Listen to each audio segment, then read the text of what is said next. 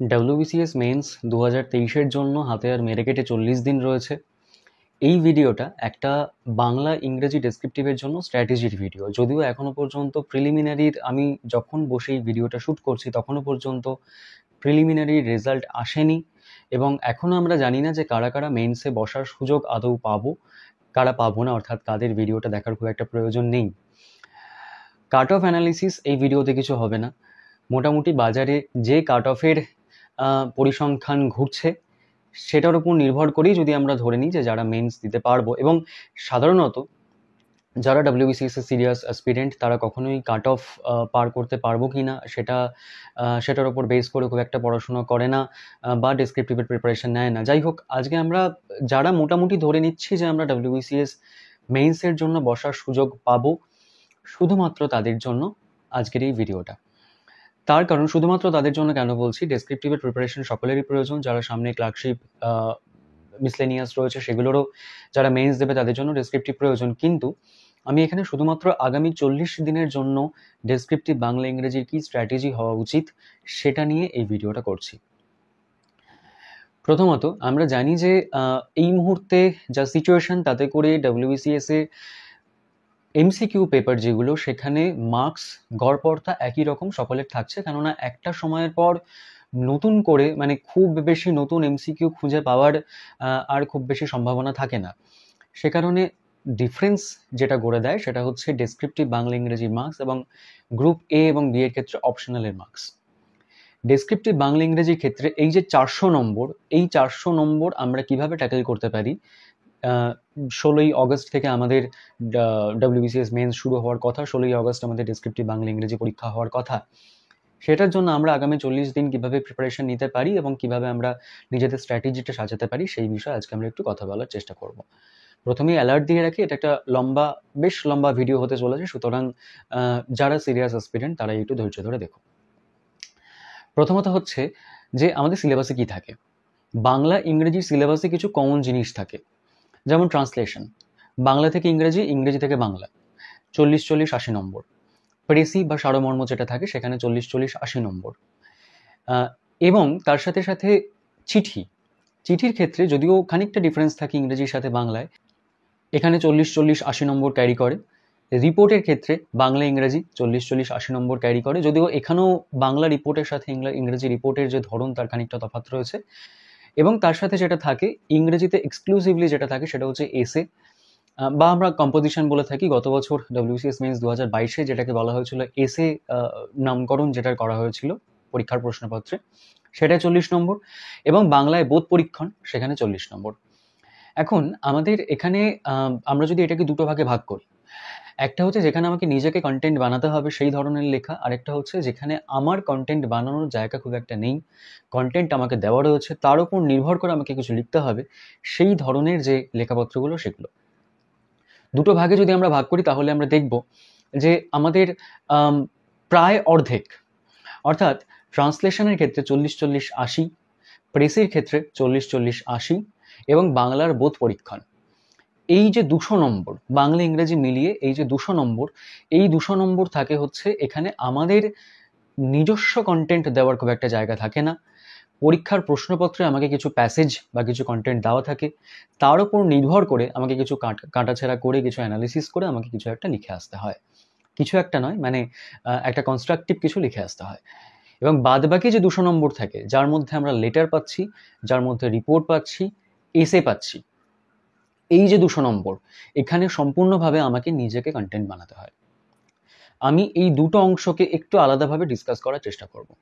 প্রথমত আমরা সেই অংশটায় আসব যেটা অপেক্ষাকৃত সহজ, যেখানে আমার সম্পূর্ণ নিজস্ব কন্টেন্ট বানানোর জায়গা খুব একটা নেই, আমাকে কিছু কন্টেন্ট দেওয়া রয়েছে এবং সেটার উপর বেস করে আমাকে কিছু লেখা লিখতে হচ্ছে। সেই যে 200 নম্বর, অর্থাৎ ট্রান্সলেশন ইংরেজি থেকে বাংলা, বাংলা থেকে ইংরেজি, প্রেসি সারমর্ম, বোধ পরীক্ষণ, এই 200 নম্বরের অংশটা আমরা প্রথমে একটু আলোচনা করার চেষ্টা করব। দেখো, ডেসক্রিপটিভ পেপারে বিশেষ করে ইংরেজিতে একটা ভালো লেখার থেকেও গুরুত্বপূর্ণ হচ্ছে একটা নির্ভুল লেখা, যাতে করে অন্তত লাল কালির দাগ, তোমার কোনো স্পেলিং, গ্রামাটিক্যাল মিস্টেক এই জায়গাগুলোতে দেওয়ার খুব একটা স্কোপ না থাকে পরীক্ষকের ক্ষেত্রে। এখন বিষয়টা হচ্ছে যে ডেসক্রিপটিভের প্রিপারেশন তো 40 দিনে নেওয়ার জন্য নয়, এটা একটা সার্বিক প্রিপারেশন যেটা দীর্ঘদিন ধরে এবং একটা কন্টিনিউয়াস প্রিপারেশনের মধ্যে দিয়ে যেতে হয়, কন্টিনিউয়াস অ্যান্ড কম্প্রিহেন্সিভ প্রিপারেশনের মধ্যে দিয়ে যেতে হয় ডেসক্রিপটিভ বাংলা ইংরেজির জন্য। কিন্তু আমরা মানে আমাদের মধ্যে অনেকেই আছি যারা হয়তো কন্টিনিউয়াস প্রিপারেশন তাদের চলছে, কেউ চলতে গিয়ে মাঝপথে ছেদ পড়েছে, বিভিন্ন কোর্ট কেস, তারপরে রিউমার ইত্যাদি বিভিন্ন কারণবশত হয়তো মাঝখানে ছেদ পড়েছে। কারোর হয়তো ডেসক্রিপটিভের প্রিপারেশন সেভাবে হয়েই ওঠেনি এই 40 দিনের জন্যই, বা ডেট যবে থেকে অ্যানাউন্স হয়েছে সেই 50 দিন বা 60 দিনের মানে সেই 60 দিন মাথায় রেখেই, 50-60 দিন মাথায় রেখেই কেউ হয়তো প্ল্যানিং করেছো ডেসক্রিপটিভ প্রিপারেশনের। যে যেভাবেই করে থাকো না কেন, এই মুহূর্তে যেটা সব থেকে গুরুত্বপূর্ণ সেটা হচ্ছে এখন আর নতুন কিছু করার নেই। তার কারণ আমরা জানি যে WBCS মেইনসে বসার জন্য একজন পরীক্ষার্থীর বহু সাবজেক্ট পড়তে হয়, সব মিলিয়ে যদি ধরা যায় অন্ততপক্ষে 18 থেকে 20টা সাবজেক্ট তাকে পড়তে হয়। সেখানে দাঁড়িয়ে ডেসক্রিপটিভের জন্য এতটা সময় দেওয়ার মতো সুযোগ এই মুহূর্তে কারোর কাছে নেই। সুতরাং এই মুহূর্তে যে স্ট্র্যাটেজি হওয়া উচিত, যে এই যে পোর্শনটা 200 নম্বর, যেখানে ট্রান্সলেশন থাকছে, প্রেসি, সারমর্ম এবং বোধ পরীক্ষণ থাকছে, এই অংশটায় যতটা সম্ভব নম্বর তুলে আনার। তার কারণ বাদবাকি যে 200 নম্বর থাকছে, সেই 200 নম্বরের মধ্যে আমি যেটাকে তথাকথিতভাবে কোট আনকোট কমন বলা হয়, সেরকম কমন বা আমার পরিচিত কিছু পাবো কিনা সেই বিষয়ে যথেষ্ট সন্দেহের জায়গা রয়েছে। সে কারণে এই 200 নম্বর, যেখানে আমাকে নিজেকে কন্টেন্ট বানাতে হচ্ছে না, কন্টেন্ট দেওয়া আছে, তার উপর নির্ভর করে আমাকে একটা লেখা লিখতে হচ্ছে, সেখানে আমরা চেষ্টা করব সেই 200 নম্বর যাতে করে যতটা সম্ভব নম্বর, যতটা সম্ভব মার্কস সেখানে ক্যারি করা যায়। আগামী 40 দিনের স্ট্র্যাটেজি কি হবে? প্র্যাকটিস, যতটা সম্ভব প্র্যাকটিস। এখানে নতুন কিছু করার আর জায়গা নেই। ট্রান্সলেশনের ক্ষেত্রে, প্রেসির ক্ষেত্রে আমরা যেটা চেষ্টা করব, যে ধরো তুমি খবরের কাগজ পড়ছো, মানে আমি এমনিতেও বলবো যে আগামী 40 দিনের জন্য মানে এই সময়টায় খবরের কাগজ যে খুব বেশি গুরুত্ব দিয়ে পড়বার প্রয়োজন রয়েছে তেমনটা নয়। যাদের ক্ষেত্রে খবরের কাগজ থেকে নোট নেওয়ার অভ্যাস রয়েছে, খবরের কাগজ থেকে পেপার কাটিং করে রাখার অভ্যাস রয়েছে, সেই জিনিসগুলোর ক্ষেত্রে সময়টা একটু কম দেওয়ার প্রয়োজন আছে বলে আমার মনে হয়। এবং সেখানে মানে তার পরিবর্তে যেটা করা উচিত সেটা হচ্ছে, খবরের কাগজ ধরো তুমি বাংলা খবরের কাগজ পড়ছো, পড়তে পড়তে একটু চেষ্টা করো যে কোনো একটা আর্টিকেল ধরো পড়ছো, বাংলা হোক, ইংরেজি হোক, খবরের কাগজ, গল্পের বই, যা খুশি, যে কোনো একটা আর্টিকেল থেকে সেখান থেকে একটা অন্তত ট্রান্সলেশন, সেটা বাংলা থেকে ইংরেজি হোক, ইংরেজি থেকে বাংলা হোক, প্রতিদিন অন্তত একটা ট্রান্সলেশন প্র্যাকটিস করা। কিভাবে প্র্যাকটিস করা? চেক করানোর মতো যদি কেউ থাকে তাহলে করাও, না থাকলে চিন্তা নেই। ঠিক হচ্ছে ভুল হচ্ছে দেখার কোনো প্রয়োজন নেই, তার কারণ তোমার লেখা একমাত্র তুমি পড়ছো। সুতরাং এখানে লজ্জা পাওয়ার কোনো জায়গা নেই, আমি ঠিক করছি কিনা এই সন্দেহ থাকার কোনো জায়গা নেই, বা এটার ফলে হীনমন্যতা বোধ করারও কোনো জায়গা নেই। তার কারণ তোমার লেখা একমাত্র তুমি পড়ছো। ভুল লেখো বা নির্ভুল লেখো, এই কয়েকদিনের জন্য অন্তত লেখার অভ্যাসটা জারি রাখো। প্রতিদিন অন্তত একটা করে ট্রান্সলেশন যেখান থেকে পাবে সেখান থেকে, পিকে দে সরকার যদি কমপ্লিট হয়ে গিয়ে থাকে তাহলে ওই যে বললাম খবরের কাগজ, গল্পের বই, যেখান থেকে খুশি একটা করে প্যাসেজ নিয়ে সেটাকে ট্রান্সলেট করার চেষ্টা করো। আর যদি পিকে দে সরকার হয় বা পিকে দে সরকার যদি প্র্যাকটিস না হয়ে থাকে কমপ্লিটলি, তাহলে সেখান থেকে করার চেষ্টা করতে পারো। এবার এখানে একটা জিনিস বলার, অনেকের মনে ডাউট থাকে যে আমি ট্রান্সলেশন হয়তো করছি, বাংলা থেকে ইংরেজি ট্রান্সলেশন করছি, কিন্তু সেটা আপ টু দ্য মার্ক, যেটা আমি অন্যদের ক্ষেত্রে যে ইংরেজির বহর দেখছি, ইংরেজি লেখার যে বহর দেখছি, সেটার সঙ্গে হয়তো সেই সাযুজ্য বজায় রেখে আমার লেখাটা খুব একটা হচ্ছে না। এখানে একটা বিষয় বলবার, যে ইংরেজির ক্ষেত্রে আমরা যারা ছোটবেলা থেকে ইংরেজির প্রতি সেভাবে নজর দিইনি, যারা বাংলা মাধ্যমে পড়াশোনা করেছি, যারা ইংরেজির প্রতি সেভাবে নজর দিইনি, কম্পিটিটিভ পড়াশোনা করার জন্য পার্টিকুলারলি ইংরেজির ক্ষেত্রে নজর দিতে হয়েছে, যাদের সাহিত্য পড়ার অভ্যাস খুব একটা নেই, এই যে ক্যাটেগরিটা, আমি নিশ্চিতভাবে বলতে পারি যারা প্রিপারেশন নিচ্ছি আমরা, তাদের মধ্যে সিংহভাগটাই এই ক্যাটাগরিতে পড়ে। তার কারণ ছোটবেলা থেকে আমরা যে পরিবেশের মধ্যে বড় হয়ে উঠি, বা যে ধরনের প্রতিযোগিতামূলক একটা পরিবেশের মধ্যে আমরা বড় হই, তাতে করে পড়ার বইয়ের বাইরে খুব একটা পড়ার স্কোপ থাকে না, লিটারেচার পড়ার স্কোপ থাকে না, এবং বড় হয়েও আমরা লিটারেচার পড়ার, যখন আমরা কম্পিটিটিভ প্রিপারেশনের মধ্যে আসি তখন লিটারেচার পড়ার সুযোগ খুব একটা থাকে না।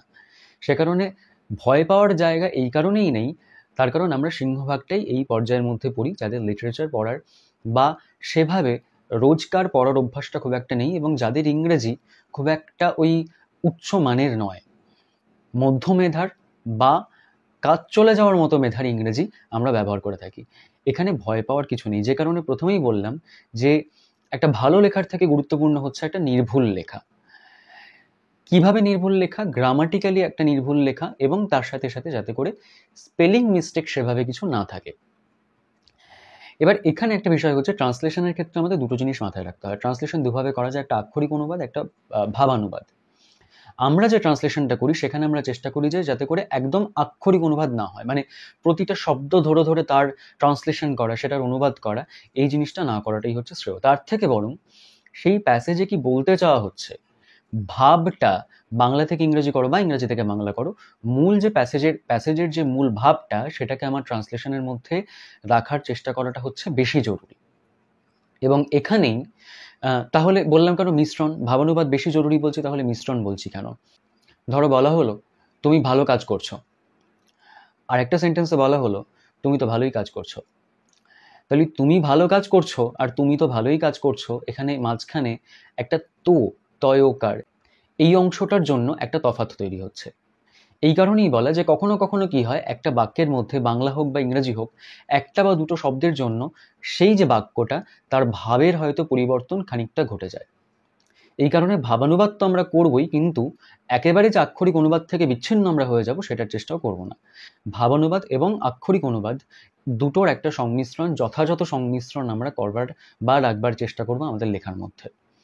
এবার যেটা একটু আগে বলছিলাম, যে প্রসঙ্গটায় আসছিলাম, যে যাদের ইংরেজি মধ্যমেধার বা তার থেকে খানিকটা কম, তারা কিভাবে কাজ চালাবো। দেখো এখানে একটা বিষয় হচ্ছে, ওই যে বললাম যে আমরাই ওই সিংহভাগ ক্যাটাগরির মধ্যে পড়ি। দেখো ব্যাপারটা হচ্ছে, তুমি কোথাও মানে তুমি রেস্টুরেন্টে গিয়ে মাস্ট পটেটো বলো আর আলু সেদ্ধ বলো, দুটোর মধ্যে তফাৎটা হচ্ছে যে মাস্ট পটেটো বললে একজন একটু আড় চোখে তোমার দিকে তাকিয়ে দেখবে, আর আলু সেদ্ধ বললে গোটা গোটা চোখে তাকিয়ে দেখবে, এইটাই হচ্ছে তফাৎ। আমাদের লেখার ক্ষেত্রেও তাই, কেউ মাস্ট পটেটো লিখলো আর কেউ আলু সেদ্ধ লিখলো, যে মাস্ট পটেটো লিখছে সে হয়তো খানিকটা বেশি নম্বর পাবে আমার থেকে, 1, 2 বা 3 নম্বর বেশি পাবে, আমি তার থেকে ওইটুকু নম্বর কম পাবো।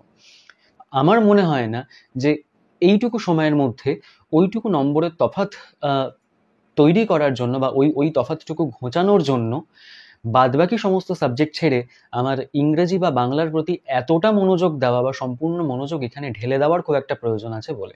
মূল বক্তব্য হচ্ছে, আমি যা বলতে চাইছি সেটা সহজ ইংরাজি হোক কঠিন ইংরাজি হোক, আমি বোঝাতে পারছি কিনা। ট্রান্সলেশন হবে সবসময় বাংলায় হোক ইংরেজিতে হোক সাধারণের ভাষায়, সাধারণ যে ভাষায় কথা বলে সেই ভাষায়, যাতে করে আমি একটা জিনিস সবসময় যেটা বলি যে KISS, kiss, keep it short and simple. ছোট রাখো, সহজ রাখো, চেষ্টা করো জিনিসটাকে সহজভাবে বোঝানোর। তার কারণ কি, ধরো কোথাও একটা বাংলা থেকে ইংরেজি ট্রান্সলেশন করতে দেওয়া আছে যে আমি চুপচাপ বসে রইলাম, তো সেটাকে সহজভাবে আমি ইংরেজিতে এটাও ট্রান্সলেশন করতে পারি যে আই স্যাট দেয়ার সাইলেন্টলি, অথবা আমি এভাবেও বলতে পারি যে I was lost in a sea of silence, my thoughts swirling around me. দুটোর যে কোনো একটা বলা যেতে পারে। ধরো কোথাও আগুন জ্বলছে, সেটাকে আমি দ্য ফায়ারও বলতে পারি, আমি বলতে পারি দ্য কনফ্ল্যাগ্রেশন, দ্য বার্নিং ব্লেজ। তফাৎটা কোথায়? একটা শুনতে একটু খটোমটো লাগে, যেটাকে আমরা চলতি কথায় জনসনিয়ান ইংলিশ বলে থাকি। একজন বিখ্যাত ইংরেজি রাইটার ছিলেন, তার নামে এটাকে বলা হয় জনসনিয়ান ইংলিশ, যেখানে একটা সহজ কথা বা একটা সহজ শব্দ বা সহজ বাক্যকে একটু ঘুরিয়ে বা কঠিন করে বা খানিকটা অর্নামেন্ট তার মধ্যে এনে জিনিসটাকে লেখা যেতে পারে, সেটাকে জনসনিয়ান ইংলিশ বলা হয়। তো আমরা যারা এই জনসনিয়ান ইংলিশের সাথে অভ্যস্ত নই, তারা এই সহজ ভাষাতে ইংরেজিটা লিখব, চেষ্টা করব যে আমরা যেটা বোঝাতে চাইছি সেটা যেন সহজভাবে সহজ কথায় আমরা বোঝাতে পারি, ইংরেজিতে হোক বা বাংলায়। এটাই হচ্ছে গুরুত্বপূর্ণ। এবার বাংলার কথা বলি, আমরা তার আগে আরেকটা জিনিসে আসি, যে ইংরেজির ক্ষেত্রে যেটা বললাম, এখানে আমরা গ্রামারের দিকে কি নজর রাখবো? SVOA structure. SVOA মানে আমরা যখন যে কোনো একটা বড় সেন্টেন্স লিখছি, সেটাকে যখন ট্রান্সলেট করছি, হয়তো কোথাও একটা সমস্যা হচ্ছে, তুমি সেটাকে চাইলে দুটো তিনটে ছোট সেন্টেন্সে ভাগ করে নিতে পারো ট্রান্সলেট করার সময়। বা বাংলায় ধরো দুটো ছোট ছোট সেন্টেন্স রয়েছে, তোমার মনে হলো যে আমি ট্রান্সলেশন করার সময় এই দুটো সেন্টেন্সকে যদি মানে জুড়ে দিই ইংরেজির ক্ষেত্রে, তাহলে হয়তো আমার সুবিধা হচ্ছে বা শুনতে ভালো লাগছে বা সেন্টেন্সটা ট্রান্সলেট করতে আমার সুবিধা হচ্ছে, করো, তোমার সম্পূর্ণ লিবার্টি রয়েছে সেটা করার। SVOA যেটা বলছিলাম সেটা হচ্ছে যে কোনো কঠিন সেন্টেন্স সেটা করার সময় যেটা খেয়াল রাখবে সেটা হচ্ছে সাবজেক্ট, ভার্ব, অবজেক্ট এবং অ্যাডভার্ব। এই ফর্মুলা বা এই স্ট্রাকচারটা মেনে চলার চেষ্টা করবে। কোথাও কোথাও যেটা হয় যে খুব জটিল কোনো শব্দ বাংলায় দেওয়া রয়েছে, ধরো কাবুলিওয়ালা থেকে একটা খুব কমন যেটা ট্রান্সলেশন প্র্যাকটিস করানো হয়, মানে আমি জেনারেলি করাই, সেটা হচ্ছে যে শরতের স্নিগ্ধ রৌদ্রকিরণের মধ্যে বসিয়া রহিল। এই শরতের স্নিগ্ধ রৌদ্রকিরণের মধ্যে বসিয়া রহিল, এই এত কঠিন কঠিন বাংলা, এটার ইংরেজি করতে গিয়ে প্রথমেই আমাদের মনে হয় যে না বাবা ছেড়ে দিই, কিন্তু এটার ট্রান্সলেশন যখন করতে হবে কিভাবে করবে? স্নিগ্ধ, রৌদ্রকিরণ, এগুলোকে সহজ কথায় কি বলা যায়? রৌদ্রকিরণ হচ্ছে রোদ্দুর, স্নিগ্ধ হচ্ছে যেটা ভালো লাগার কোনো জিনিস, সেটা হচ্ছে স্নিগ্ধ। এই সহজ বাংলায় এটাকে আগে ট্রান্সলেট করো, মানে এটা সহজ বাংলাটা আগে ভেবে নাও, তাহলেই ইংরেজিটা খুব সহজে করা যেতে পারে, সেটা যে কোনো কঠিন বাংলার হোক। এবার কোথাও কোথাও যেটা হয় সেখানে একটুখানি আমাদের বুদ্ধি লাগিয়ে কাজ করতে হবে। কোথাও কোথাও যেটা হয় যে এত কঠিন কিছু বাংলা দিয়েছে যে সেটার মানেটাই আমি কোনোভাবে উদ্ধার করতে পারছি না, তার আগে পিছে, মানে কখনো কখনো কি হয়, কোনো শব্দের মানে বুঝতে না পারলে ইংরেজি হোক বাংলা হোক তার আগে পিছে কি আছে সেটা বুঝে, মানে সেটা পড়ে নিয়ে তার অর্থ উদ্ধার করে মোটামুটি ওই সেন্টেন্সে কি বলতে চাওয়া হচ্ছে সেটা একটা মানে সেটার একটা মর্মোদ্ধার করা যায় আর কি। কিন্তু কখনো যদি এরকম সিচুয়েশন তৈরি হয় যে সেটা করেও আমরা মর্মোদ্ধার করতে পারছি না, তাহলে সেটা একটু ট্যাক্টফুলি সেটাকে হ্যান্ডেল করতে হবে, যাতে করে তুমি ওই অংশটাকে, মানে ওই পার্টিকুলারলি একটা শব্দ সেটাকে স্কিপ করেও যাতে করে ওই সেন্টেন্সটাকে তৈরি করতে পারো, সেটাকে একটু ট্যাক্টফুলি নিজেকে ট্যাকেল করতে হবে। সেন্টেন্সটাকে সেভাবেই সহজ করে একটু সাজিয়ে লিখে নিতে হবে। এবার বাংলায় যেটা বলছিলাম, ইংরেজি থেকে বাংলা ট্রান্সলেশন, আমরা সব থেকে অবহেলা করি এই জায়গাটাকে, তার কারণ বাংলা আমাদের মাতৃভাষা, আমরা ধরে নিই যে আমরা একেবারে স্টেজে গিয়ে ম্যানেজ করব, এবং এই স্টেজ ম্যানেজের ক্ষেত্রেই আমাদের সব থেকে বড় গণ্ডগোলটা আমরা করে বসি। সেটা হচ্ছে বাংলা ট্রান্সলেশন, ইংরেজি থেকে বাংলা ট্রান্সলেশন অর্থাৎ বঙ্গানুবাদ, এটা আমরা একেবারেই প্র্যাকটিস করি না। এবং যখন আমরা এটা করতে যাই তখন সেই বাংলা ট্রান্সলেশন পড়ে মনে হয় এটা সত্যি সত্যি ট্রান্সলেশন, মানে এটা একটা ট্রান্সলেটেড লেখা, সেটা মানে লেখাটা দেখেই বোঝা যায়। বাংলা ট্রান্সলেশনের ক্ষেত্রে অন্তত পক্ষে আমরা যদি দুদিন বাংলা থেকে ইংরেজি ট্রান্সলেশন করি, চেষ্টা করবো একদিন ইংরেজি থেকে বাংলা ট্রান্সলেশন করার। কেননা এইখানে সমস্যাটা হচ্ছে ইংরেজি আমাদের কারোর মাতৃভাষা নয়, সুতরাং ইংরেজির ক্ষেত্রে লেখা প্রত্যেকেরই গড়পড়তে একটা জায়গায় গিয়ে দাঁড়ায়। বাংলায় কিন্তু একটা তফাৎ সত্যি সত্যিই তৈরি হয়। তুমি যে লেখাটা বাংলায় ট্রান্সলেট করছো সেই লেখাটা পড়ে বেশিরভাগ ক্ষেত্রেই মনে হবে যে সেটা সত্যি সত্যিই ট্রান্সলেট করা, যে কারণে দেখবে মানে তোমাদের যদি কারোর শার্লক হোমস বা এই ধরনের যে ইংরেজি লেখাগুলো, বিশেষ করে গোয়েন্দা সাহিত্য, যেগুলোর খুব অক্ষম অনুবাদ আমরা বাংলায় ছোটবেলাতে পড়েছি আর কি, সেগুলো পড়তে গিয়ে দেখবে বিভিন্ন জায়গায় আমরা হোঁচট খেতাম যে কি এই যে বাংলা বাক্যটা সাজানো হয়েছে এর মানেটা অ্যাকচুয়ালি কি। এবং সেই লেখাটা পড়ার সম্পূর্ণ আমাদের খুব একটা ইন্টারেস্ট থাকতো না, তার কারণ আমরা যে বাংলা পড়ে বা যে বাংলা শুনে অভ্যস্ত, এই ট্রান্সলেটেড যে লেখাগুলো, সেই লেখাগুলো খুব একটা সেই বাংলার ধারে কাছে যেত না, সে কারণে আমাদের একটু বিরক্তিবোধ হতো। এবং স্বাভাবিকভাবেই তুমিও যখন সেরকম বাংলায় একটা লেখা লিখবে, যে এই লেখাটা পড়েই মনে হবে যে এটা একটা ট্রান্সলেটেড বাংলা, যে বাংলায় আমরা কথা বলি, যে সাবলীল বাংলায় আমরা কথা বলি, এটা সেই ধরনের বাংলা নয়, তখন পরীক্ষকও স্বাভাবিকভাবেই হোঁচট খাবে এবং মার্কস দিতে গিয়েও তার পেন খানিকটা হোঁচট খাবে। সেই কারণে আমরা যেটা চেষ্টা করব, আমাদের বাংলার মধ্যে আমরা যে বাংলায় ট্রান্সলেশনটা করব সেখানে যেন কৃত্রিমতার ছোঁয়া খুব একটা না থাকে। কৃত্রিমতার ছোঁয়া মানে কি, মানে লেখাটা পড়ে যেন মনে না হয় যে আমি ইংরেজি থেকে বাংলা ট্রান্সলেট করেছি। এটা করার জন্য বেস্ট উপায় সেটা বারবার যেটা বলি যে বেশি করে পড়া, যত বেশি সম্ভব পড়া। এবার পড়ার অভ্যাস 40 দিনে বাড়ানো সম্ভব নয়, এটা আবারও বলছি।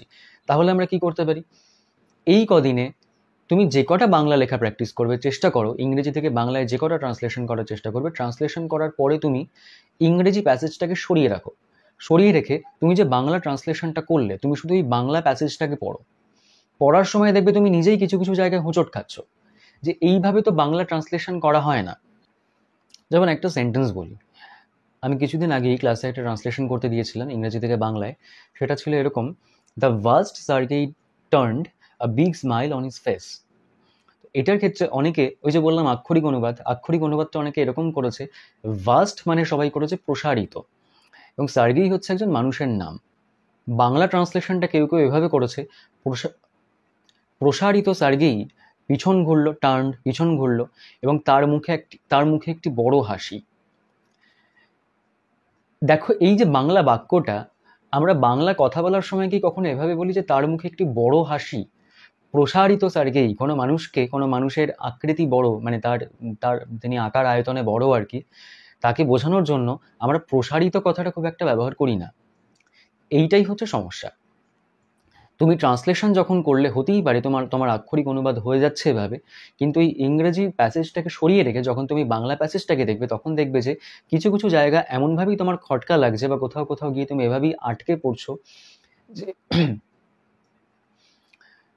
যে ওই অংশটা এভাবে আমরা বাংলায় কথা বলার সময় বা সাবলীল বাংলায় লেখার সময় আমরা এভাবে বলি না কখনো। তো চেষ্টা করো সেই অংশটাকে নিজের মতো করে বদলে ফেলার। বড় হাসি না বলে আমরা কি বলতে পারি? তার মুখে হাসি খেলে গেল। আমরা আমাদের মতো করে, মানে এটা এমন কোথাও কোথাও এই ধরনের হার্ড অ্যান্ড ফাস্ট রুল নেই যে প্যাসেজের মধ্যে যেভাবে বলা আছে আমাকে সেভাবেই ট্রান্সলেট করতে হবে। মূল কথা হচ্ছে তুমি ভাবটাকে ধরে রাখতে পারছো কিনা। সে যে হেসেছে এবং একটি বিগ স্মাইল মানে একটি প্রাণবন্ত হাসি বা মানে মন থেকে হাসা, এই বিষয়টা তুমি তোমার ইংরেজির মধ্যে, মানে ইংরেজি থেকে যখন বাংলা করছো সেই বাংলার মধ্যে রাখতে পারছো কিনা। তার চেহারাটা যে বড়, সেটা প্রসারিত না লিখেও তুমি সহজে বাংলায় সেটাকে প্রকাশ করতে পারছো কিনা, এইটা হচ্ছে গুরুত্বপূর্ণ। এবং বাংলার ক্ষেত্রে, বাংলা ট্রান্সলেশনের ক্ষেত্রে যেহেতু এখানেও 40টা নম্বর থাকে, মানে সেটা খুব একটা ছেলেখেলা নয়, সুতরাং এইখানে আমরা একটা ভালো মার্কস তুলতে পারি যদি আমরা এই বিষয়গুলোতে নজর রাখতে পারি।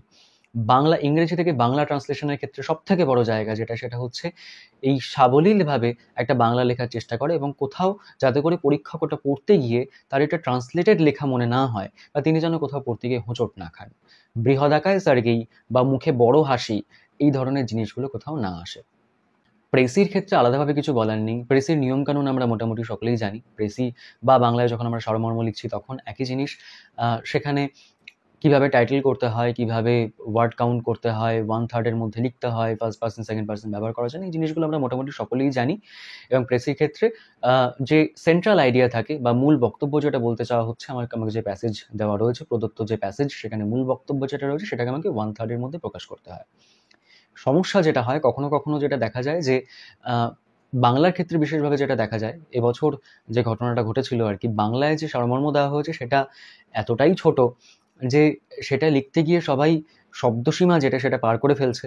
আবার ইংরেজিতে যে প্যাসেজটা দেওয়া হয়েছিল সেখানে সেই লেখাটা এতটাই বড় ছিল যে সেটার প্রেসই করতে গিয়ে নির্দিষ্ট যে 1/3, মোটামুটি একটা 1/3 যে শব্দসীমা ধরা হয়, সেই 1/3 পর্যন্ত কেউ পৌঁছতে পারছে না।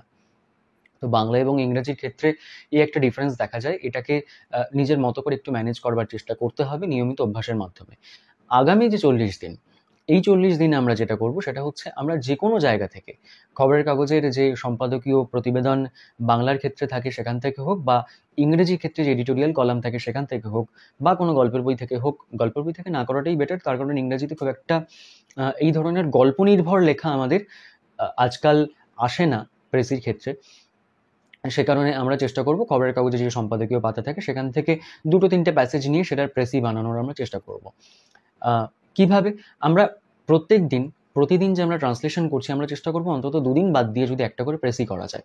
যে কোনো, যদি ওই যে আবার যেটা বলছি যে চেক করানোর মতো কেউ থাকলে চেক করাও, না হলে নিজেই প্র্যাকটিস করো, কিন্তু প্র্যাকটিসটা করো। তার কারণ এই 40 দিনের জন্য যে মন্ত্র হওয়া উচিত সেটা হচ্ছে প্র্যাকটিস, প্র্যাকটিস অ্যান্ড প্র্যাকটিস, এবং সেই প্র্যাকটিস করতে গিয়ে যেন অন্য পড়াশোনার ক্ষেত্রে ছেদ না পড়ে, সেটা মানে সেই দিকেও লক্ষ্য রাখাটা হচ্ছে জরুরি। এই প্রেসি করার ক্ষেত্রে একটা সাজেশন আমি যেটা দেবো সেটা হচ্ছে যে চেষ্টা করবে মূল যে প্যাসেজ দেওয়া রয়েছে সেটাকে দেখে দেখে প্রেসি না লেখার। তার কারণ সেটা হচ্ছে মূল প্যাসেজ দেখে দেখে যখন আমরা প্রেসি লিখি তখন সেখানে একটা ইনস্টিংক্ট আমাদের যেটা চলে আসে, সেটা হচ্ছে মূল প্যাসেজের খানিকটা অংশ আমরা কপি করে দেওয়ার চেষ্টা করি আমাদের প্রেসির মধ্যে, এবং সেটা আমাদের জন্য একটা মানে আমাদের প্রেসি যখন যিনি চেক করছেন যিনি পরীক্ষক তিনি সেটাকে একটা আমাদের ডিসক্রেডিট হিসাবেই ধরবেন। তো সেই কারণে আমরা চেষ্টা করব যে কিছু কি ওয়ার্ডস থাকে বা কিছু কি ফ্রেজেস থাকে আমাদের যে মূল প্যাসেজ দেওয়া রয়েছে সেটাই, সেই জিনিসগুলো যেন আমরা কপি না করে বসি আমাদের লেখার ক্ষেত্রে। তাই আমরা একটা জিনিস যেটা করব, চেষ্টা করব আমরা যে প্যাসেজটা আমাকে দেওয়া হয়েছে সেটা থেকে আমি প্রেসি শিটে কখনোই নয়, আমাদের মূল যে উত্তরপত্র রয়েছে সেখানে কিছু পয়েন্টস বানিয়ে নেওয়ার, এবং তারপরে খুব তাড়াতাড়ি কিছু পয়েন্টস জট ডাউন করে নেওয়ার, এবং তারপরে মূল প্যাসেজটা বন্ধ করে দিয়ে ওই পয়েন্টসগুলো দেখে আমরা প্রেসিটা বানানোর চেষ্টা করব। এতে করে অনেকের যে এই যে গন্ডগোলটা হয়, যে কপি করে দেওয়ার একটা প্রবণতা, এইটার থেকে আমরা খানিকটা হলেও রেহাই পাবো। আর প্রেসির ক্ষেত্রে সবথেকে বড় যে জিনিসটা নজর দিতে হবে সেটা হচ্ছে টাইটেল আমাদের 5 নম্বর থাকে। এই 5 নম্বরটা আমরা খুব সহজেই তুলে আনতে পারি যদি আমরা একটা ঠিকঠাক এবং উপযুক্ত টাইটেল দিতে পারি, বাংলা এবং ইংরাজি দুই ক্ষেত্রেই তাই। আর লেখার ক্ষেত্রে অধিকাংশ ক্ষেত্রে যেটা দেখা যায়, ফ্লোতে যেটা হয়, ফার্স্ট পার্সন বা সেকেন্ড পার্সনের ব্যবহার কিন্তু আমাদের লেখার মধ্যে অধিকাংশ ক্ষেত্রে চলে আসে। এবং কখনো কখনো দেখা যায় যে গ্রিড লাইন আমাদের দেওয়া থাকে, আমরা জানি যে একটা গ্রিডে আমাদের একটা শব্দই লিখতে হবে। কখনো কখনো ভুল করে যে ছোট শব্দগুলো এ, আই, অ্যান, দ্য, এই শব্দগুলোকে কেউ কেউ কী করে, তার সঙ্গে যে শব্দ রয়েছে সেই একই বক্সের মধ্যে লিখে ফেলে। এটা কিন্তু একেবারেই একটা ভুল ধারণা। অনেকের মধ্যে এই কনসেপ্টটা থাকে যে এটাই হয়তো ঠিক, কিন্তু এটা একেবারে ভুল ধারণা। শব্দ তা সে যত ছোটই হোক না কেন, সেই নির্দিষ্ট একটা শব্দ এবং তার জন্য একটা করে ঘরই হচ্ছে নির্দিষ্ট। অর্থাৎ এ, অ্যান, দ্য, আই, অফ, যে কোনো যত ছোটই যত ছোট শব্দই হোক না কেন, তার জন্য কিন্তু একটা গ্রেডই আমাকে বরাদ্দ রাখতে হবে। ঠিক আছে?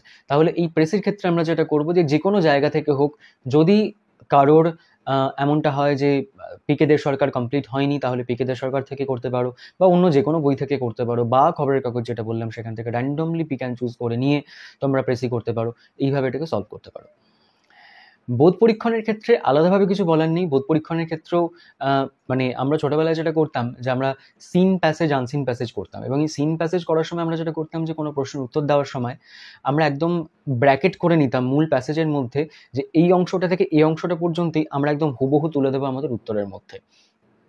এই জিনিসটা যেন বোধ পরীক্ষণের উত্তর লেখার সময় আমাদের না হয়, আমরা সেটা করার চেষ্টা করব। তার কারণ বোধ পরীক্ষণ হচ্ছে কি কম্প্রিহেনশন, অর্থাৎ তুমি একটা লেখা পড়ে কতটা কম্প্রিহেন্ড করতে পারছো, সেটার মূল বক্তব্য কতটা ধরতে পারছো, এবং সেখানে যেটা বলতে চাওয়া হচ্ছে সেটা তুমি নিজের মতো করে অ্যানালাইজ করতে পারছো কিনা, সেটা হচ্ছে মূল কথা। এবং সেটাকে অ্যানালাইজ করার ভিত্তিতে তোমাকে যে প্রশ্নগুলো করা হয়েছে তার উত্তরগুলো লিখতে পারছো কিনা, এটা হচ্ছে পরীক্ষকের মূল চাহিদা। এখন সেটা করার সময় আমরা যদি এমনটা হয়ে যায় বোধ পরীক্ষণের ক্ষেত্রে যে মূল প্যাসেজে যা দেওয়া হয়েছে সেখান থেকেই আমরা হুবহু যেটাকে তুলে নিয়ে সহজ বাংলায় যেটাকে বলা হয় টুকে দেওয়া, এটা যদি হয়ে যায় তাহলে সেখানে অবভিয়াসলি সেটা আমাদের জন্য একটা ডিসক্রেডিট হিসাবে গণ্য হবে এবং আমরা নম্বর কম পাবো। আমরা চেষ্টা করব আমাদের নিজের ভাষায় যেটা বলতে চাওয়া হয়েছে সেটা, আমাদের যে প্রশ্নটা জানতে চাওয়া হয়েছে সেটা আমাদের নিজের ভাষায় লেখা। এবং এখানে আরেকটা জিনিস, বোধ পরীক্ষণের ক্ষেত্রে অনেকেই যেটা করে যে প্রতিটা প্রশ্নের উত্তরেই যতটুকু জানতে চাওয়া হচ্ছে তার সঙ্গে খানিকটা গৌরচন্দ্রিকা জুড়ে দিয়ে, খানিকটা লেজুর জুড়ে দিয়ে বিরাট বড় একটা উত্তর লিখে ফেলে। তাতে করে যেটা হয়, সময় যেমন নষ্ট হয়, পরীক্ষকের ক্ষেত্রে কিন্তু এটা একটা বিরক্তির জায়গা চলে আসে যে প্রত্যেকটা প্রশ্নের উত্তরের ক্ষেত্রেই যেটুকু জানতে চাওয়া হচ্ছে তার বাইরে আগা মুড়ো অনেকগুলো জিনিস জুড়ে দিয়ে অকারণে জিনিসটাকে লম্বা করার চেষ্টা করা হয়েছে। এটা কিন্তু ভালো করতে গিয়ে বরং সেটা নিজের জন্য একটা খারাপ সম্ভাবনার বিষয়ই আমরা ডেকে আনি আর কি। তো চেষ্টা করবে এই জিনিসগুলোকে অ্যাভয়েড করার। এবং বোধ পরীক্ষণে আরেকটা জিনিস কখনো কখনো যেটা দেখা যায়, অধিকাংশ ক্ষেত্রেই যেটা দেখা যায়, যে 4টে প্রশ্ন থাকে, 4টে প্রশ্নে 10 নম্বর করে থাকে। এই 4টে প্রশ্নের ক্ষেত্রে দেখা যায় যে প্রথম প্রশ্নের যে উত্তর লিখেছি, দ্বিতীয় প্রশ্নে হয়তো ওই প্রথম প্রশ্নের থেকে কোনো একটা বা দুটো জায়গা বা অনেকটা অংশই একই রকমভাবে রিপিটেশন হচ্ছে। তো সেইখানে আমরা যেটা করি যে প্রথম প্রশ্নে তো এটা লিখেছি, আবার দ্বিতীয় প্রশ্নে এটাকে লিখবো, এটা কিন্তু করতে হবে। অনেক ক্ষেত্রে এটা দেখা যায়, হয়তো প্রথম প্রশ্নের সঙ্গে তৃতীয় প্রশ্ন যেটা রয়েছে সেখানে একটা অংশ যেটা প্রথম প্রশ্নের উত্তরেও লিখেছি তৃতীয় প্রশ্নের উত্তরেও লিখছি। সেখানে আমাদের একটা কনফিউশন কাজ করে যে প্রথম প্রশ্নের উত্তর ওটা লিখেছি, তাহলে তৃতীয় প্রশ্নে নিশ্চয়ই এই জায়গাটা জানতে চাইনি, আমি হয়তো কোথাও ভুল করছি। একদমই না। যদি বিগত বছরগুলোর বোধ পরীক্ষণ দেখো, সেখানে কিন্তু দেখবে এমন অনেক প্রশ্ন আছে যেখানে একটা প্রশ্নের সাথে আরেকটা প্রশ্নের যে উত্তর সেগুলো কিন্তু ওভারল্যাপ করছে। যদি এটা করে তাহলে কিন্তু তোমাকে দু জায়গাতেই ওই জিনিসগুলো লিখতে হবে, হয়তো খানিকটা এদিক ওদিক করে লিখতে হবে, কিন্তু লিখতে হবে। এবং আবার যেটা বলার শেষে, যে তোমার নিজস্ব বক্তব্য এখানে কোনোভাবেই প্রাধান্য পাবে না। মানে তোমার মতো করে লিখবে, মানে তোমার নিজস্ব বক্তব্য মোটেই প্রাধান্য পাবে না। লেখক কি বলতে চেয়েছেন সেটা তুমি তোমার ভঙ্গিতে অ্যানালাইজ করে উত্তরটা লিখবে। এটা হচ্ছে বোধ পরীক্ষণের মূল জায়গা। এবং কখনোই বোধ পরীক্ষণের ক্ষেত্রে আমরা অনেক সময় চেষ্টা করি যে খুব ছোটোভাবেই সেটার উত্তর, মানে 2টো বা 3টে বাক্যে উত্তর হয়ে যাচ্ছে, আমরা চেষ্টা করি যে এত ছোট বোধ পরীক্ষণের উত্তর লিখবো, মানে একটা 10 নম্বরের প্রশ্নের জন্য এইটুকু উত্তর, তার থেকে বরং আমরা 1 পাতা জুড়ে একটা লম্বা লেখা লিখে দিই। তো সেখানে ওই যেটা বললাম যে পরীক্ষকের একটা সেটা বিরক্তির উদ্রেক করবে। এগুলোকে অ্যাভয়েড করার চেষ্টা করাটাই ভালো। এবার আমরা আসি বাদবাকি যে 200 নম্বর, যেখানে আমাদের নিজেদের কন্টেন্ট বানাতে হচ্ছে সেই অংশটার ক্ষেত্রে।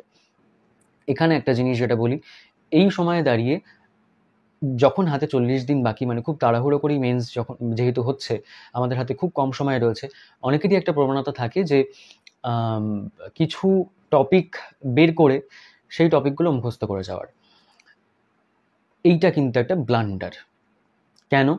তার কারণ হচ্ছে তুমি যখন একটা টপিক মুখস্থ করে যাচ্ছ, তখন স্বাভাবিকভাবেই যেটা পরীক্ষার খাতায় ঘটবে, তুমি একটা জিনিস মুখস্থ করার, আমাদের কারোরই মেমোরি এতটাও শার্প নয়, জানি না তোমাদের হতেই পারে, কারোর বা অনেকেরই হতে পারে, কিন্তু আমার মনে হয় না যে এতটাই শার্প যে প্রতিটা শব্দ, প্রতিটা পাংচুয়েশন ধরে ধরে আমরা মুখস্থ করে রাখবো অনেকগুলো লেখা, এবং পরীক্ষায় যা আসবে সেটাই ওই আমার স্মৃতিশক্তির ওপর ভর করে আমি সেখানে লেখাটা নামিয়ে আসবো।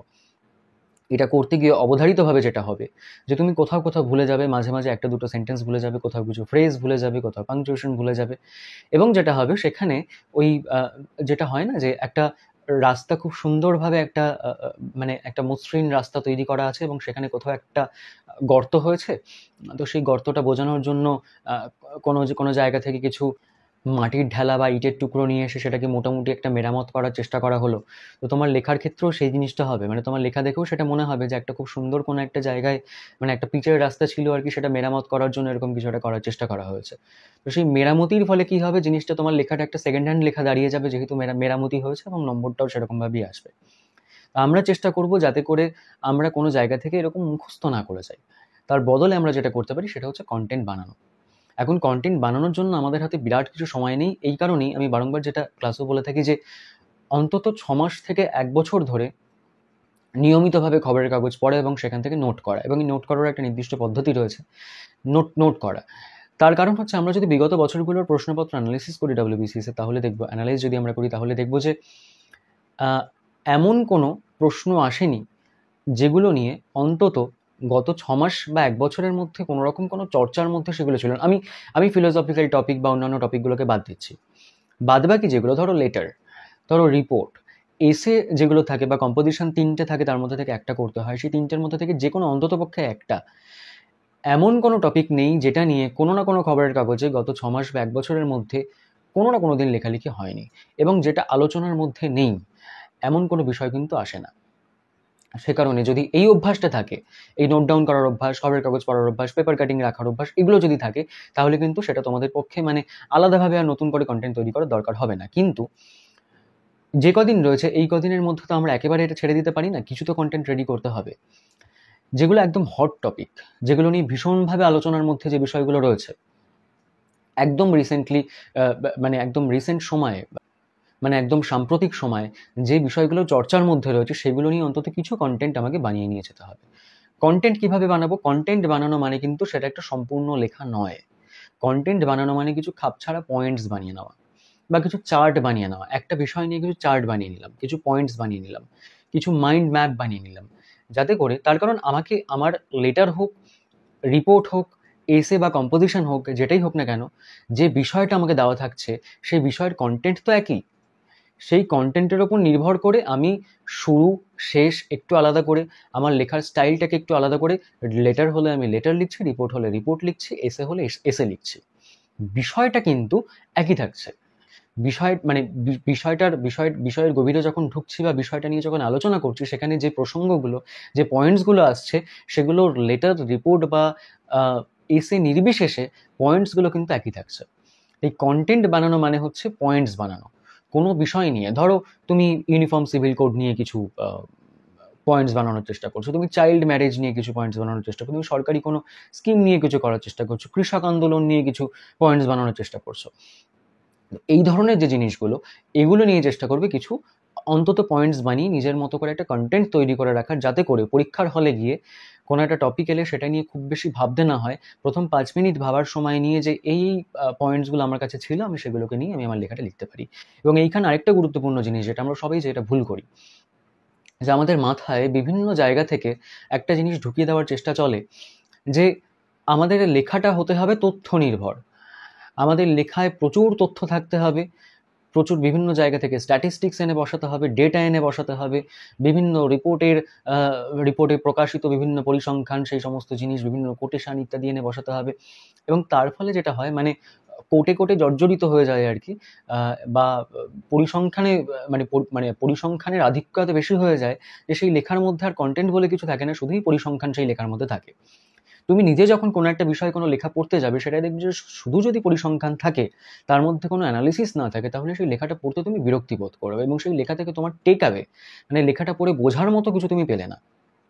সুতরাং একটা লেখা হতে হবে, একটা লেখার মূল ভিত্তি হতে হবে অ্যানালিসিস।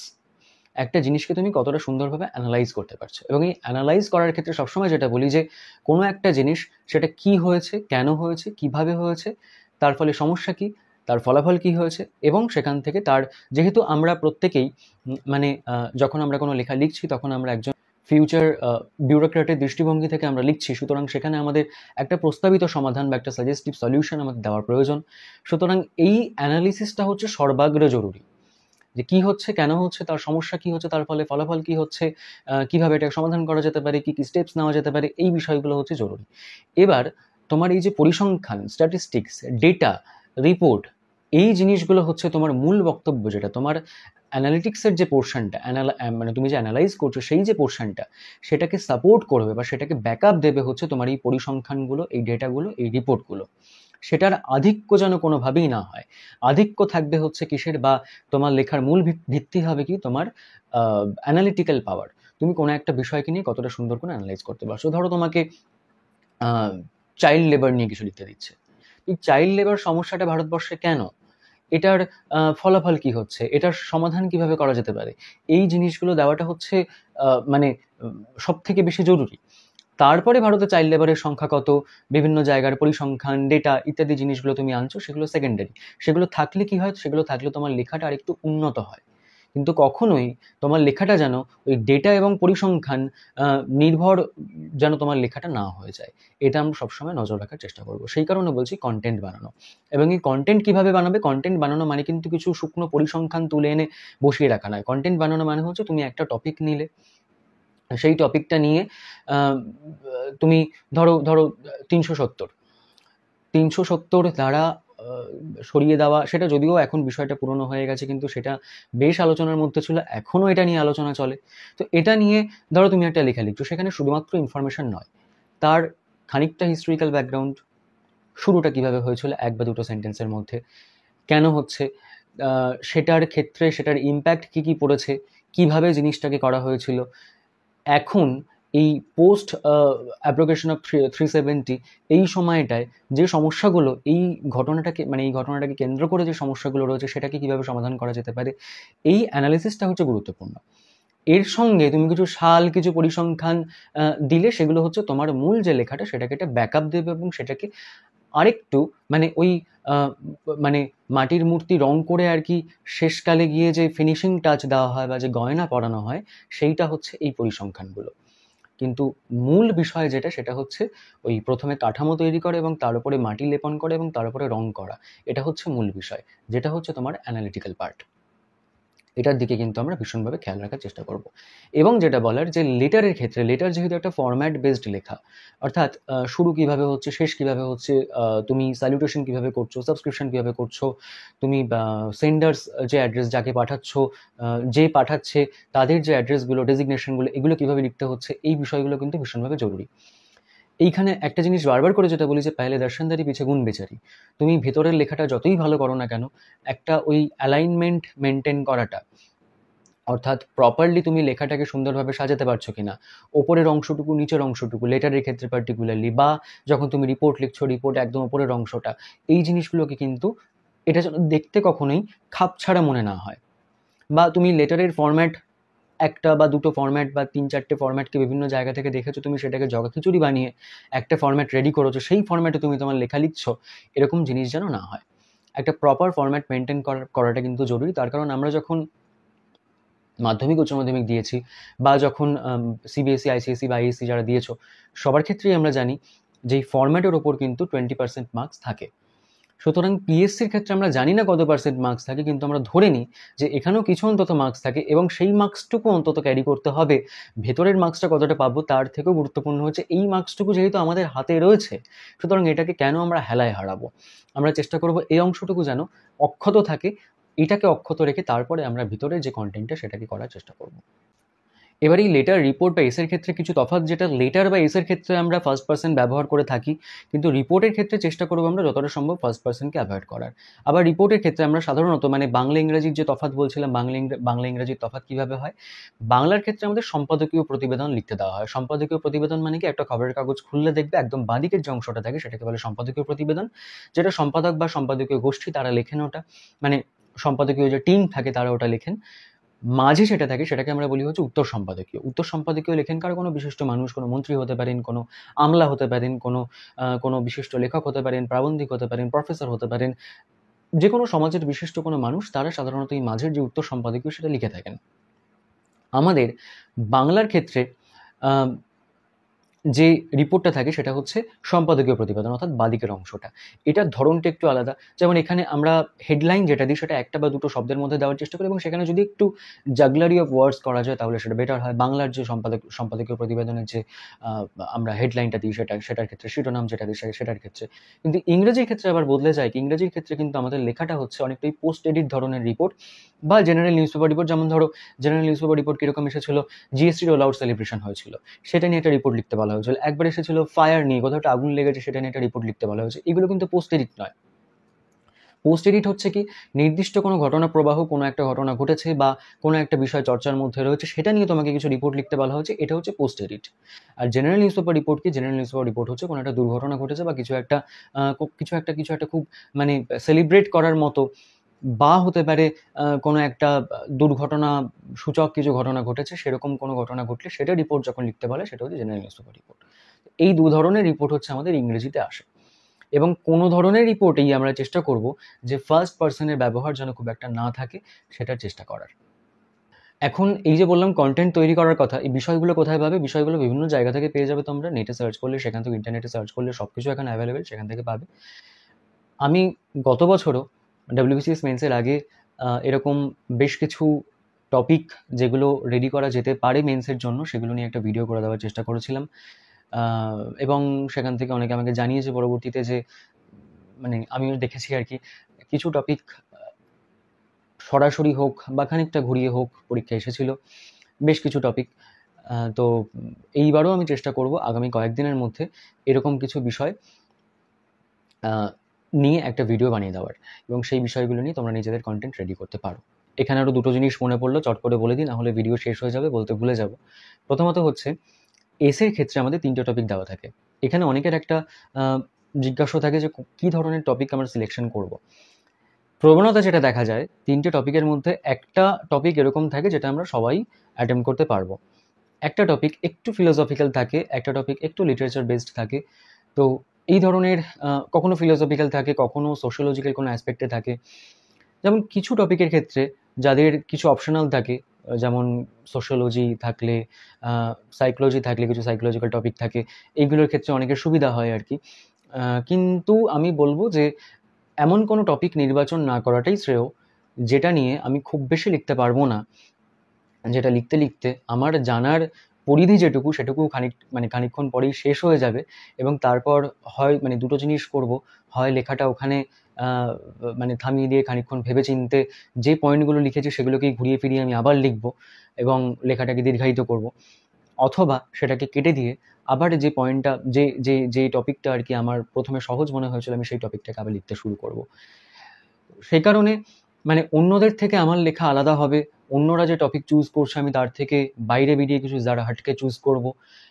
এই প্রবণতাগুলো প্রথমেই মাথা থেকে সরিয়ে, যদি মনে হয় যে ওই যে কমন টপিকটা থাকে যেটা কখনো সায়েন্স বেসড থাকে, যেমন গতবার এসেছিল আর্টিফিশিয়াল ইন্টেলিজেন্স নিয়ে একটা লেখা এসেছিল, তো এই ধরনের টপিক যেগুলো সবাই অ্যাটেম্প্ট করতে পারবে, তার বাইরে গিয়ে যদি কোনো লেখা অ্যাটেম্প্ট করার, কোনো টপিক অ্যাটেম্প্ট করার মতো তোমার কাছে যথেষ্ট পরিমাণে কন্টেন্ট আছে বলে তোমার মনে হয়, তাহলে প্রথমে অন্তত 5 মিনিট সেটা নিয়ে কিছু পয়েন্টস জট ডাউন করে নাও খাতার মধ্যে, রাফে কিছু পয়েন্টস জট ডাউন করে নাও।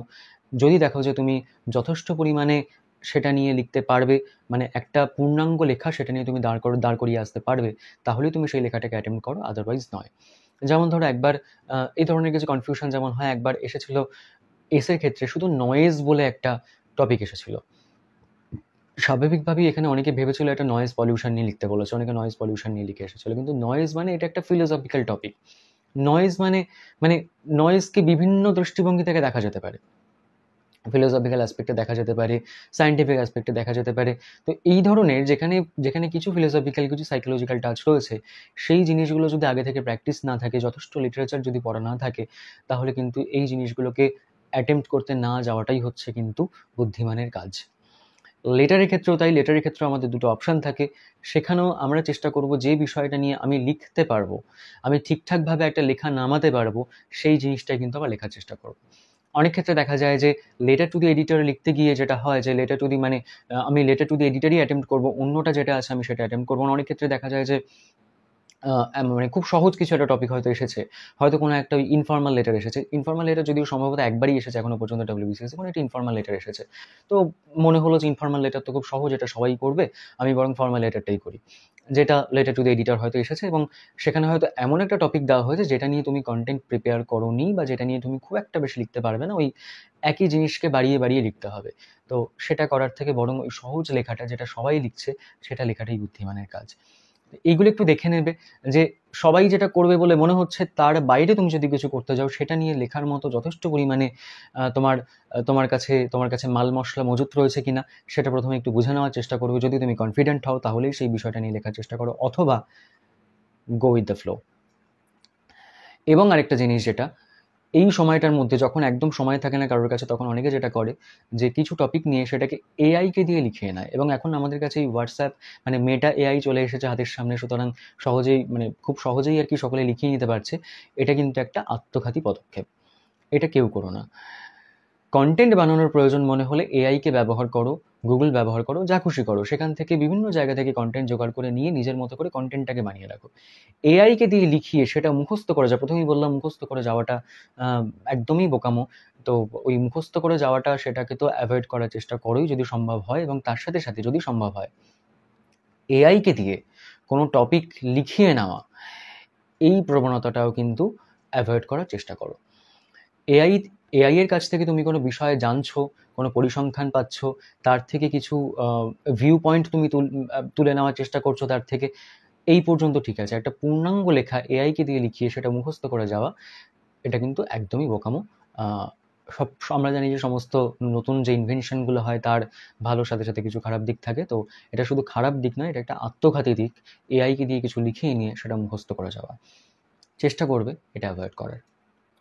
তাহলে আমরা 200 নম্বরের 400 নম্বরের মধ্যে প্রথম টার্গেট রাখছি সেই 200 নম্বর, যেখানে অনুবাদ থাকছে, সারমর্ম থাকছে, এবং তার সাথে বোধ পরীক্ষণ থাকছে, মানে ইংরেজি, ইনক্লুডিং ইংরেজির দুটো টপিক, সেখানে 80 নম্বর, এবং বাংলায় 120, মোট 200 নম্বর যেটা থাকছে, সেটা হচ্ছে আমাদের নিজস্ব কন্টেন্ট আমরা বানাচ্ছি না, সেখানে কন্টেন্ট দেওয়া আছে, তার উপর নির্ভর করে আমরা কাজ করছি।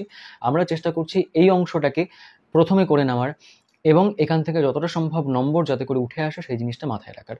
তারপরে যে 200 নম্বর আমাকে নিজেকে কন্টেন্ট তৈরি করতে হচ্ছে, তার জন্য আগামী 40 দিনে আমরা বার্নিং ইস্যুগুলো নিয়ে চেষ্টা করব কন্টেন্ট নিজের মতো করে বানিয়ে রাখার, যাতে করে লেটার, রিপোর্ট, এসে যাই আসুক না কেন, সেটার ধাঁচে ফেলে আমি আমার কন্টেন্টকে কাজে লাগিয়ে একটা পূর্ণ দৈর্ঘ্যের লেখা, একটা পূর্ণাঙ্গ লেখা সঠিকভাবে নামিয়ে আসতে পারি, নির্ভুলভাবে নামিয়ে আসতে পারি, সেটার চেষ্টা করব। এই হলো মোটামুটি আমাদের ইংরাজি ডেসক্রিপটিভের স্ট্র্যাটেজি হওয়া উচিত বলে আমার মনে হয় আগামী 40 দিনের জন্য। প্রতিদিন অন্ততপক্ষে আধ ঘন্টা থেকে 1 ঘন্টা সময় দিতে হবে ইংরাজির ক্ষেত্রে বলে আমার মনে হয়।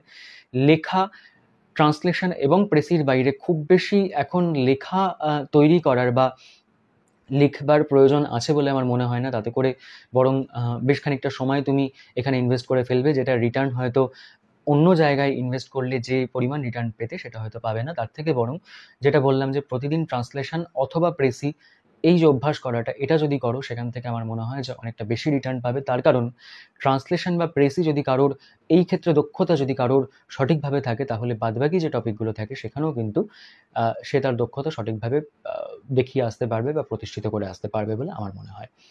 সুতরাং আশা করি আগামী 40 দিন এইভাবে চললে আমরা হয়তো খানিকটা বেটার রেজাল্ট পেতে পারি সবার জন্য, সবার ডেসক্রিপটিভ প্রিপারেশনের জন্য, এবং সামগ্রিকভাবে ডব্লিউবিসিএস মেন্স প্রিপারেশনের জন্য অনেক শুভকামনা রইল। আমি চেষ্টা করব যে বলেছিলাম বার্নিং টপিকগুলো, সেগুলো নিয়ে একটা ভিডিও নিয়ে আসার। 3-4 দিনের মধ্যেই আমি এই ভিডিওটা দিয়ে দেওয়ার চেষ্টা করব। সবাই শারীরিকভাবে এবং মানসিকভাবে ভালো থেকো, সুস্থ থেকো সবাই। মেন্সের প্রস্তুতি ভালো হোক সবার।